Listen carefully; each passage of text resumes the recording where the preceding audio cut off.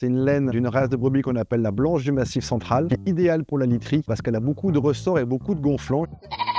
Salut William. On fabrique des articles de literie, des matelas, des couettes, des oreillers et également des habits, des bonnets, des écharpes, des pulls, tout en laine locale. Donc on travaille sur le Massif central avec un peu plus de 170 éleveurs et on commence la filière dès le départ puisqu'on va tondre une bonne partie de ces moutons-là nous-mêmes avec une équipe qui sillonne tout le territoire au printemps pour collecter environ 70 tonnes de laine. Une fois qu'elle a été lavée, la laine dans une première étape elle va être cardée et c'est ici que ça se passe. Et donc l'idée dans une première étape, ça va être de mettre cette laine propre dans cette machine qu'on appelle l'ouvreuse-batteuse, parce que vu qu'on ne travaille que d'une façon mécanique, sans aucune chimie, eh bien on a besoin de cette étape supplémentaire pour avoir une laine vraiment bien propre. Donc on va venir prendre des poignées de cette laine qui va venir passer dans ce grand aspirateur. Cette laine va passer dans ce tuyau ici pour arriver dans le caisson juste ici. Et quand elle sort du caisson, du coup, elle ressemble à ça. Une laine qui est beaucoup plus aérée, beaucoup plus homogène. Donc ici, on a la première étape dans l'atelier pour confectionner des matelas, c'est l'étape du traçage. Une fois que ces repères-là sont faits, on va venir sur la deuxième table où on va venir tendre le tissu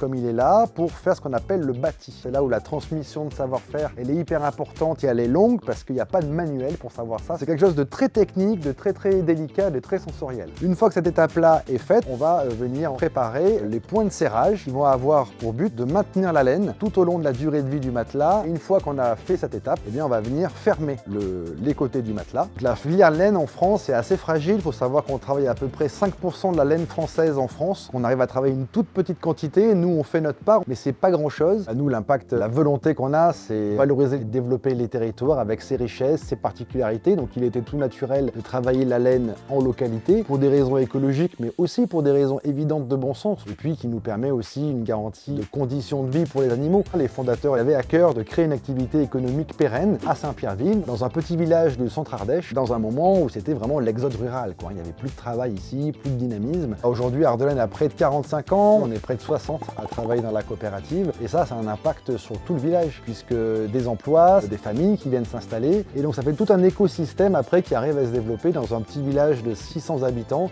à 1 heure de la ville la plus proche.